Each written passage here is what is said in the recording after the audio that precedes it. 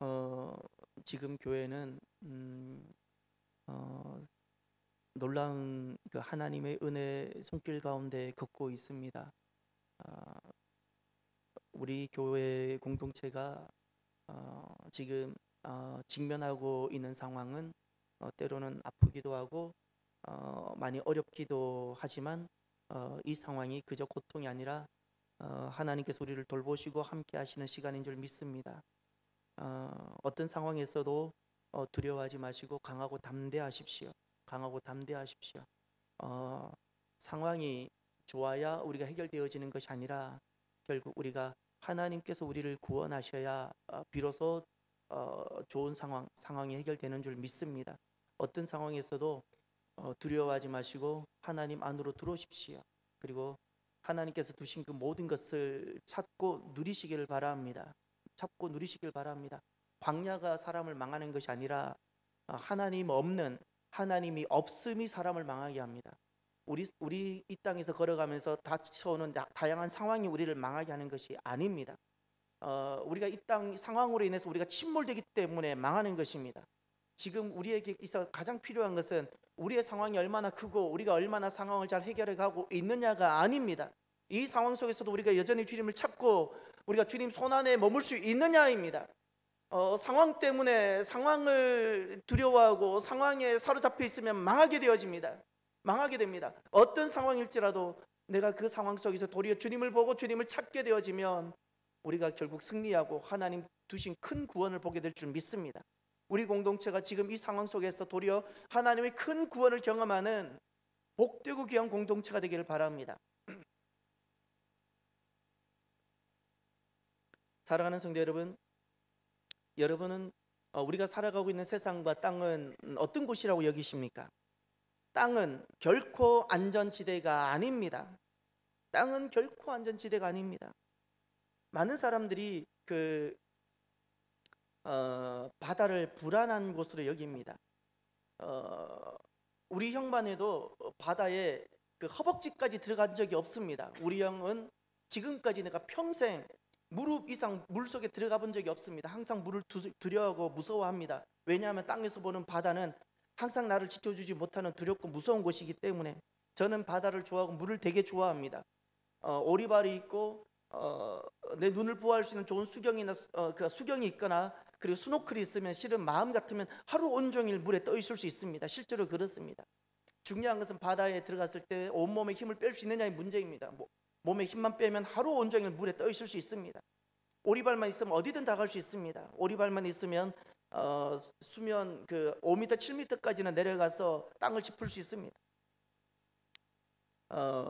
땅에서 볼 때 바다는 상대적으로 불안해 보입니다. 안전하지 않습니다. 그리고 사람들은 그렇게 여깁니다. 바다를 보면서 물을 보면서 저곳은 위험해. 땅이 안전해라고 여깁니다. 그러나 이것을 아셔야 됩니다. 이것이 얼마나 상대적인 가치인지. 바다와 비교했을 때 안전해 보이는 땅이 진짜 안전할 곳일까요?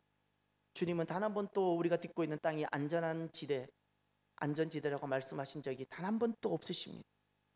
우리가 살아가면서 바다를 단 한 번도 안전지대라고 말하지 않는 우리들처럼 우리 주님께서는 우리가 딛고 있는 이 땅을 단 한 번도 안전지대라고 여기신 적이 없으십니다.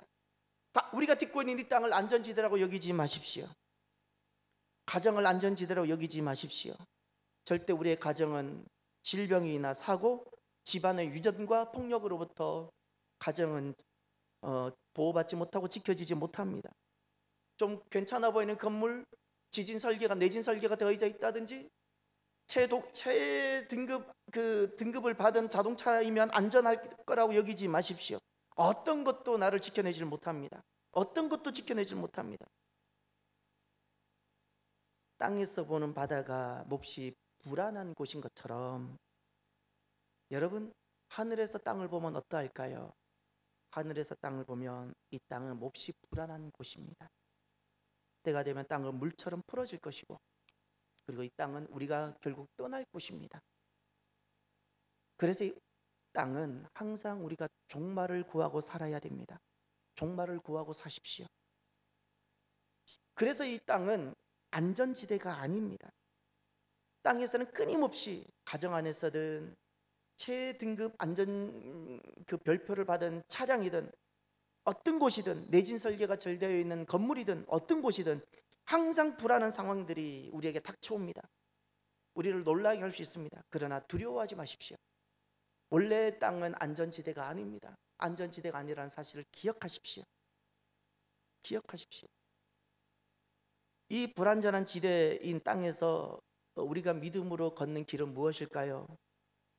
이 불안한 안전지대에 믿음은 우리로 하여금 안식케 합니다. 이 불안한 땅인데 믿음은 정말 참된 땅으로부터 오지 아니하는 안식을 누리게 합니다. 땅에서, 이 불안전한 땅에서 참된 안식을 맛보게 합니다. 오늘 본문 1절을 보십시오. 루시스의 시어머니 나오미가 그에게 이르되 내 딸아 내가 너를 위하여 안식할 곳을 구하여 너를 복되게 하여야 하지 않겠느냐. 나오미가 시어머니 나오미가 루스에게 이야기합니다. 안식할 곳을 구하여야 된다. 그래야 복되다 말씀했습니다. 안식할 곳, 이때 쓰여진 단어가 메누하입니다. 메누하. 너무나도 중요한 한 단어를 썼습니다. 메누하. 안식할 곳이 있어야 된다는 거예요. 내 영혼이 안식할 곳. 내 영혼이. 사랑하는 성도 여러분, 땅에서 안식을 누릴 수 있는 비결을 주님께서 딱 두 가지를 말씀하셨습니다. 땅인데 땅에서 안식을 누릴 수 있는 비결이 무엇일까요? 딱 두 가지입니다. 하나가 샤밧이고 하나가 메누하입니다. 샤밧은 무엇일까요? 창세기 1장으로 가십시오. 창세기 2장으로 가십시오. 창세기 2장을 가시면 3절을 보십시오. 3절. 하나님이 그 일곱째 날을 복되게 하사 거룩하게 하셨으니 이는 하나님이 그 창조하시며 만드시던 모든 날을 마치시고 그날에 안식하셨습니다. 안식하셨다 그랬죠. 요 안식이 샤밧입니다. 샤밧이 나오는데 안식입니다. 그런데 그 날이 언제이죠? 일곱째 날이에요. 그래서 우리가 이 날을 안식일이라 부릅니다. 안식일. 땅에서 우리가 인생이 안식을 누릴 수 있는 비결을 주님께서는 딱 두 가지 말씀하셨는데 첫 번째가 샤밧입니다. 안식일입니다. 주일입니다. 인생이 언제 안식을 누릴 수 있을까요? 열심히 살아가면서 많은 재화를 소유하고 지위가 높아지고 자녀가 잘 된다고 안식이 될까요? 절대 그렇지 못합니다. 절대 그렇지 않습니다. 일곱째 날입니다. 일곱째 날이 내 인생의 중심, 기준인 사람, 샤밧이 있는 사람, 안식일, 다시 말해서 주님께서 부활하신 부활절이 있고 주일이 있는 그 사람, 주일을 지키기 위해서 나머지 6일을 살아가는 사람, 그 사람이 그 속에 안식이 있습니다. 안식이 있습니다. 주일을 지키기 위해서 6일을 희생할 수 있는 사람이라면 그는 어떤 6일의 상황을 6일 속에서 다양한 상황을 경험할지라도 그는 안식합니다. 안식합니다. 인생이 언제 안식을 누릴까요? 주일이 있을 때입니다. 주일. 주일을 중심으로 살아가는 사람입니다. 다른 목적으로 주일을 나오지 않습니다.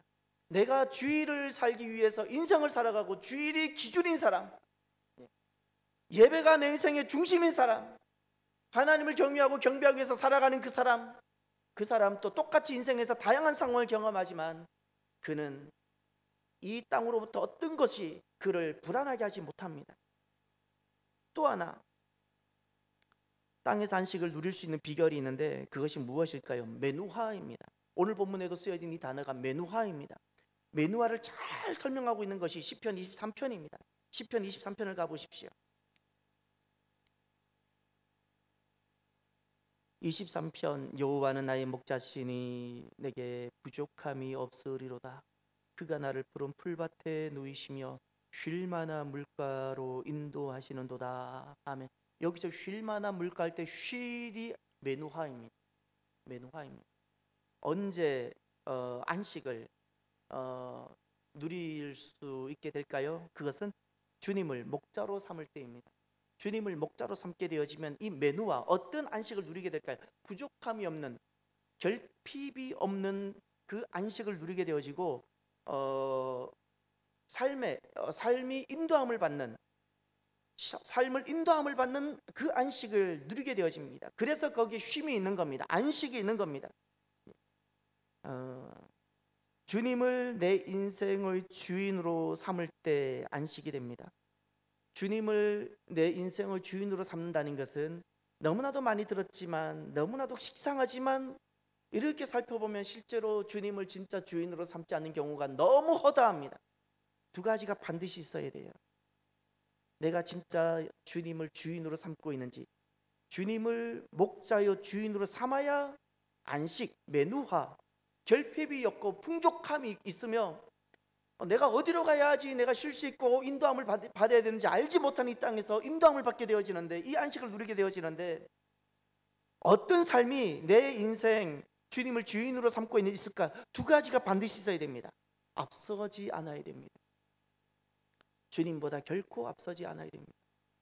주님을 목자로 삼는다, 주님을 주인으로 삼는다는 것은 주님의 결정에 결정적으로 따르겠다는 겁니다. 어떤 것도 내가 주님보다 앞서지 않겠다는 겁니다. 이 말은 내 인생을 경험으로 살지 않겠다는 겁니다. 어떤 다급하고 중요한 위급한 일이 닥쳤을 때 내 인생의 경험과 보통 사람들이 가는 길로 가지 않겠다는 뜻입니다. 앞서지 않겠다는 뜻입니다. 이것은 다른 말로 바꾸면 철저하게 기도로 기다리겠다는 뜻입니다. 어떤 일이 생겼을 때 여러분은 먼저 기도하면서 기다리시는지요? 기도로 기다리지 않고 내 인생, 그냥 인생의 경험과 보편적 가치와 시대 가치로, 경험적 지식으로 그 부분에 있어서 결정한다면, 나는 내 인생 예수님을 목자로 삼지 않는 내가 주인인 사람입니다. 내가 주인. 모든 일에 기도가 먼저여야 됩니다. 아주 지극히 작은 부분일지라도 주님 앞에 나와 길을 걸으면서라도 기도하십시오. 지극히 사소한 것일지라도, 내가 너무나도 익숙한 어떤 것일지라도 그 부분을 주님께 아뢰어 드리십시오. 주님의 뜻은 무엇인지, 작년에는 이 부분에 주님께서 이렇게 역사하셨지라도 올해는 주님께서 이 부분을 어떻게 역사하실지 또다시 묻고 물으십시오. 그리고 기다리십시오. 이 사람이 메누와 안식을 누리게 됩니다. 주님을 내 인생을 주인으로 모시는 사람은 또 한 가지 무엇이 있습니까? 멈추지 않습니다. 앞서지 않는 것처럼 또 하나 멈추지 않습니다. 멈추지 않는다는 것은 무슨 말인가요? 주님께서 내게, 내 목자 되신 내 주님, 주인 되신 주님께서 내게 말씀하시면 나는 멈추지 않습니다. 세상에서부터 돌이 날라와도, 사람들의 손가락질이 있더라도, 사도 바울은 예루살렘에 가면 환란이 나를 기다리고 있는 것을 알고 있음에도 불구하고 사도 바울은 멈추지 않았던 것처럼, 주님 말씀이 떨어지면 주님은 나의 주이시기에 그 길이 내 인생의 마지막 길일지라도 멈추지 않습니다. 이 말을 다른 말로 바꾸면 헌신으로 순종합니다. 헌신이라는 것은 적당하게 내가 할 수 있을 만큼 나를 드리는 것이 아닙니다. 100%입니다. 100% 나를 드림으로, 나를 번제로 드림으로 그 하나님 말씀을 온전히 이루어내는 것입니다. 이것이 헌신으로 순종함입니다. 헌신으로 순종하는 것, 이것이 주님을 내 인생의 주인으로 삼은 사람입니다. 앞서지 않습니다. 그리고 멈추지 않습니다. 왜죠? 주님이니까. 여러분은 예수님이 누구이신가요? 여러분은 여러분의 인생의 삶에 있어서 진짜 예수님은 주인이신가요? 아니면 내가 주인으로 알고 있는 어떤 분인가요? 중요한 결정은 다 내가 알아서 하는 사람인가요? 아니면 지극히 작은 부분일지라도 그 부분이 모든 내 인생의 삶의 모든 부분, 코로나의 부분이든 내 인생의 건강의 부분이든 내 자녀의 부분이든 모든 부분이 예수님이 주인 대신 바로 그런 인생인가요? 그런 인생이라면 어떤 상황에서도 그는 메누화, 부족함이 없고 어디로 가야 할지 인도함을 받는 메누화가 있을 것입니다. 메누화가 있을 것입니다. 상황이 중요치 않습니다. 땅은 항상 상황이 일어납니다. 안식을 누리는 자가 되시길 바랍니다. 안식입니다. 여전히 예수님이 주여야 됩니다. 예수님이 주가 되시면 어떤 상황에 있어라도 우리가 안식을 누릴 수 있게 됩니다. 나 살려고 하지 마십시오. 나 살려고 하는 사람은 반드시 불안할 겁니다. 예수님을 주로 믿는다면 나를 먼저 드리십시오. 나는 죽고 예수만 살아야 됩니다. 예수로 충만해야 됩니다. 그러면 주님께서 내 인생의 목자가 되어주셔서 결코 인생에 아무리 잠을 자지 않고 몸부림을 쳐도 맛볼 수 없는 매누화, 부족함이 없는, 만족함이 있는, 그리고 어디로 가야 될지 인도함을 받는 그 쉼을 주님께서 허락해 주실 것입니다. 이 놀라운 안식이 오늘 이 밤에 주님 앞에 나와 있는 10월의 첫날 밤에 나와 있는 사랑하는 성도 여러분들에게 있기를 주의 이름으로 축원합니다. 또 하나 오늘 본문을 통해서 그 안식에 대해서 가족과 관련된 말씀을 하셨습니다. 여러분, 안식과 관련해서 가족의 의미는, 가족의 신앙적 의미가 무엇일까요? 가족을 신앙적 의미로 해석해야 되고, 가족의 신앙적 의미는 무엇일까요? 이제 다시 룻기 3장으로 돌아가셔서 2절부터 보시길 바랍니다.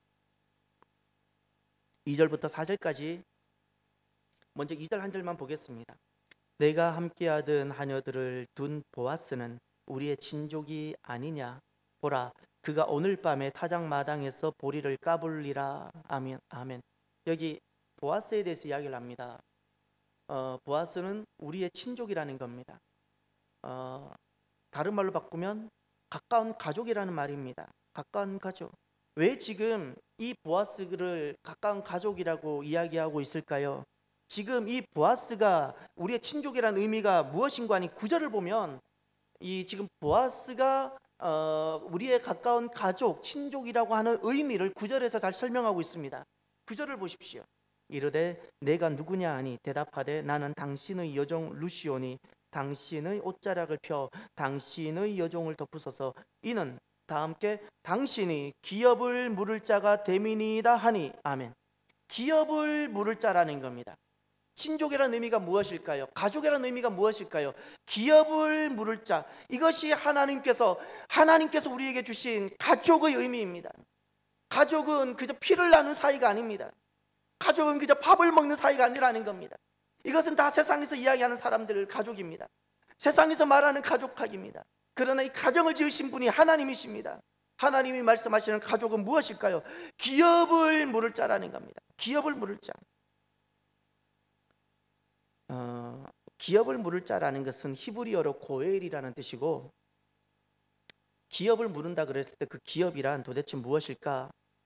기업을 물은다 했을 때 그 기업이라는 것은 다른 것이 아닙니다. 하나님이 주신 것이 기업입니다.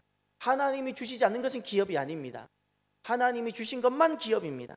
다른 것을 물으는 사람, 다른 것을 상속시키는 사람이 아닙니다. 기업을 상속시키는 겁니다. 하나님 주신 것을 상속하는 겁니다. 그런데 이 기업이라는 것은 하나님이 주신 것이기 때문에 잃어버려서도 안 됩니다. 왜죠? 하나님이 주신 겁니다. 내가 획득한 것은 잃어버려도 되지만 이것은 하나님이 주신 것이기 때문에 잃어버려서도 안 됩니다. 빼앗겨서도 안 됩니다. 또 이것은 반드시 상속되어져야 됩니다. 내가 잠깐 누렸다가 나만 즐거워하다가 나만 소유하다가 나로 끝나서는 절대 안 됩니다. 이것은 하나님이 주신 것이기 때문에 나만 누렸다가 소멸되면 안 되고 반드시 상속되어져야 됩니다. 이것이 기업입니다. 그래서 구약 성경에 보면 12지파에게 토지를, 땅을 분배해 주셨는데 그 땅을 주님께서는 기업이라고 말씀하셨습니다. 이 기업의 이 땅은 절대 잃어버려서도 안 되고 나 당대만 소유했다가 빼앗겨서도 안 되고 반드시 다음 세대에 이어져야 된다는 겁니다. 그런 의미에서 기업이라 말씀하셨습니다. 여러분, 가족은 무엇일까요? 가족은 하나님이 주신 것이고 주신 사람들입니다. 잃어버려서도 안 되고 반드시 상속되어져야 됩니다. 반드시 이어져야 됩니다. 무엇이? 하나님 나라가. 하나님 나라. 그래서 가족이란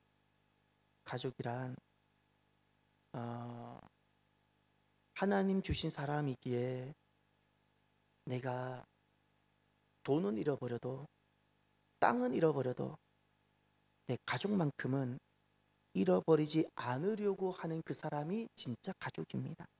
가족입니다. 이것이 하나님이 지으신 가정이요, 가족입니다. 반드시 상속되려고. 나 당대까지만 예수 믿고 내 다음 세대에는 예수를 믿는지 말든지 덜 중요하게 여기는 사람은 가족이 아닙니다. 그것은 보아스와 같이 자기의 의무를 다하지 못한 사람, 지난날에 이런 사람을 신복기운 자라고 해서 부끄러움을 당했는데 나만 예수 믿고 나만 예수 믿는 이 믿음이 다음 세대에 전해지지 않는 사람은 부끄러움을 당한다 그랬어요. 그 당시에도 신을 벗어서 그 사람 얼굴에 집어 던지고 침을 뱉었어요. 부끄러운 사람이라고. 이런 일은 오늘날에도 일어납니다. 나는 예수 믿는데 내가 진짜 고일이 되지 못하고 가족이 되지 못하고 그의 기업, 그는 지금 하나님 나라를 잃어버렸는데 내가 모든 대가를 다 지불했어라도 그를 다시금 하나님 나라를 되찾게 하고 그가 주님께 돌아오게 만들어야 되는데 이것을 하지 않는 세대라면 그는 반드시 부끄러움을 당할 겁니다. 반드시 부끄러움을 당할 겁니다. 가족은 다른 것이 가족이 아닙니다. 한 사람 한 사람이 다 하나님의 기업인데 그 기업을 잃어버리지 않도록 다시금 하나님께 돌아오도록 그 기업을 내가 대신 내가 비용을 지불하고 내가 대신 값을 다 치르고 내가 대신 희생을 했어라도 희생을 해서 다시금 그들에게 하나님 나라를 무르게 하는, 하나님 나라를 잊게 하는 사람이 가족입니다. 이때 그들에게 안식을, 그들이 비로소 안식을 누리게 됩니다. 사랑하는 성도 여러분, 구원의 증거가 있습니다. 구원의 증거가 무엇입니까? 그것이 바로 안식입니다. 샤밧, 주일이 그 증거입니다. 주일이 증거입니다. 정말 구원이 있는 사람은 예배는 호흡과 같은 것이고 생명입니다. 왜죠? 여기에 내 영혼의 안식이 있기 때문에. 구원의 증거 또 안식입니다. 메누아입니다. 어떤 상황에서도 다른 주를 섬기지 않습니다. 다른 목자를 두지 않습니다. 오직 예수님만. 이것이 구원의 증거입니다. 사랑하는 성도 여러분, 가족은 이 안식을 가져다 주는 바로 고엘입니다. 이 안식을 가져다 주는. 세 번째로, 사랑하는 성도 여러분, 오늘 말씀을 통해서 어떻게 하면 영혼의 안식을 누릴 수 있을까요? 말씀대로 행함으로 하나님이 주시는 영혼의 안식을 누릴 수 있습니다. 5절을 보십시오.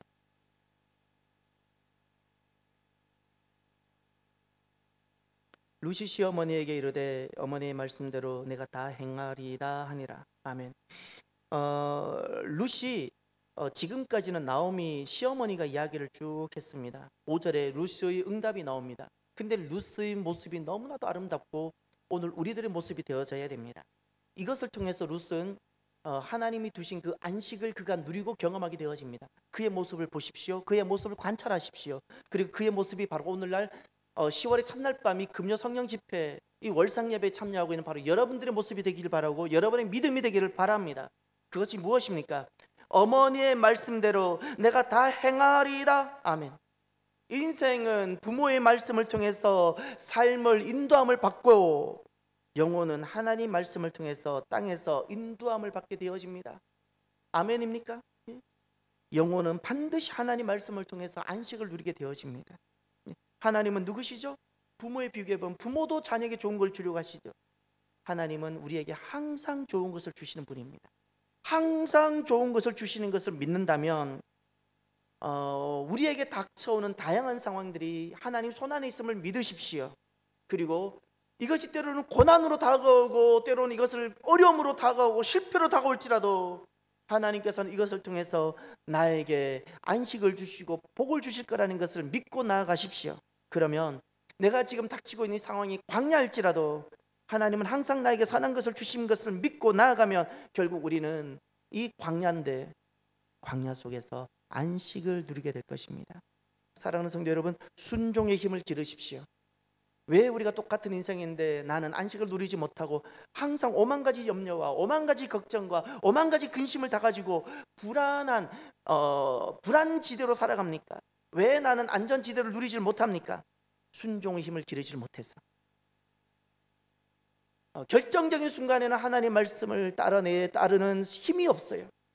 결정적인 순간이 오면 그냥 내 자신으로 돌아가고 세상으로 돌아가 버려요.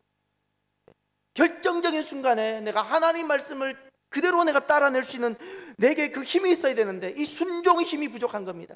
순종의 힘은 이렇게 기르십시오. 처음부터 이것이 자연스러운 사람이 없습니다. 우리는 세상 소리 따라 살아가는 것이 더 익숙하고 그냥 사람 소리 따라 듣고 살아가는 것이 익숙하고 내 경험적 지식을 따라 살아가는 것이 익숙한데 보이지 않는 하나님 말씀을 듣고 따라가는 것이 어색하고 불편합니다. 어떻게 하면 보이지 않는 하나님 말씀을 듣고 따라가는 이 순종의 힘을 길러낼 수 있을까요? 지극히 작은 것을 하나님께 아뢰고 그때 하나님께서 내 마음에 주시는 감동도를 지극히 작은 것을 행해보는 일을 시도하십시오. 지극히 작은 것에 순종해 본 사람이 결국 결정적인 순간에 다른 길을 찾지 않고 세상의 길을 찾지 않고 자기 지식과 경험의 길을 찾지 않고 주님 말씀을 기다렸다가 말씀에 순종하는 순종의 힘을 갖게 됩니다. 순종을 이뤄내는 힘을 갖게 됩니다. 사랑하는 성도 여러분, 말씀대로 행함을 통해서만이 비로소 영혼의 안식을 누리게 됩니다. 잊지 마십시오. 문제를 잘 해결해야 안식을 결코 누리는 것이 아닙니다. 문제를 푸는 거, 문제를 마무리 짓는 것은 주님의 손에 있다는 사실을 기억하십시오. 우리는 문제를 아무리 잘 풀고 코로나를 아무리 잘 대처해도 그것으로 우리는 안식을 누리는 인생이 아닙니다. 우리는 어떤 상황 속에 있을지라도 하나님께서 지금 이 상황 속에서 우리에게 무엇을 말씀하시는가를 귀를 기울이고 말씀대로 행할 때 우리는 광야일지라도 폭풍우일지라도 우리는 주님 안에서 안식을 누리게 될 것입니다. 순종의 힘을 길러냅시다. 하나님 말씀의 폭풍우 속에서라도 내가 순종할 수만 있다면 우리는 안전지대를 경험하게 될 것입니다. 사랑하는 성도 여러분, 우리는 지금 그 어떤 때보다 우리 공동체가 요동하고 있고 공동체가 경랑 속에 있다는 것을 인정합니다. 지금 아픈 사람들이 있고 우리가 기도가 필요합니다. 제가 설명하지 않아도 여러분들은 잘 압니다. 그러나 제게 참 기쁘고 감사한 것이 있습니다. 한 사람 한 사람 성도들이 흩어지지 않고 중심을 이루고 하나 되고 있다는 사실입니다. 사랑하는 성도 여러분, 우리가 하나를 되고 우리가 흩어지지 않고 있다면 반드시 하나님께서는 이 일을 통하여 우리에게 결국 안식을 경험하게 하실 것입니다. 하나님이 두신 거룩한 뜻을 이 우리 공동체에게 주시고자 하신 하나님의 놀라운 계획을 보여주실 것입니다. 두려워하고 놀라지 마시고요, 강하고 담대하심으로 하나님만으로 들어오십시오. 하나님, 주님을 목자로 삼으시고 하나님 하시는 그 세미한 음성에 순종하며 주님 앞으로 나오십시오. 그러면 주님께서 우리에게 예배해 두신 하나님께서 그 새로운 길을 보여주시고 우리 공동체가 이 모든 것이 도리어 복이 되게 하시고 하나님 영광 받으시는 그런 일들을 보여주실 것입니다. 기도합시다.